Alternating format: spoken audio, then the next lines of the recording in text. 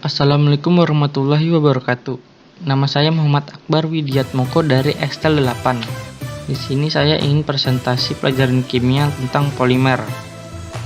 Pada dasarnya, pengertian polimer itu adalah material dengan bentuk rantai molekul panjang dan berulang yang dihasilkan dari proses polimerasi. Material ini memiliki banyak macam dan setiapnya memiliki karakteristik berbeda, tergantung pada tipe molekul yang membentuk dan bagaimana proses pembentukannya. Beberapa polimer memiliki sifat lentur seperti karet dan polyester, sedangkan beberapa lainnya keras dan kuat seperti kaca atau epoksi. Struktur polimer. Berdasarkan strukturnya, polimer dibedakan menjadi 3. 1. Polimer linear. Polimer linear terdiri dari rantai panjang atom-atom kerangka yang dapat mengikat gugus substituen. Polimer ini biasanya dapat larut dalam beberapa pelarut dan dalam keadaan padat pada temperatur normal. Polimer ini terdapat sebagai elastomer, bahan yang fleksibel atau lentur, atau termoplastik seperti gelas. 2. Polimer bercabang. Polimer bercabang dapat divisualisasi sebagai polimer linear dengan percabangan pada struktur dasar yang sama sebagai rantai utama. 3. Polimer jaringan 3 dimensi atau 3-dimension network. Polimer jaringan 3 dimensi adalah polimer dengan ikatan kimia terdapat antara rantai. Bahan ini bisa diswel atau digembungkan oleh pelarut tetapi tidak sampai larut. Ketidaklarutan ini dapat digunakan sebagai kriteria dari struktur jaringan. Makin besar persen sambung silang atau cross-link, makin kecil jumlah pengembungannya atau swelling.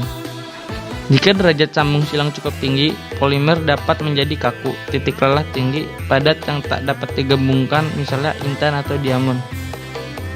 Sifat-sifat polimer. 1. Sifat termal.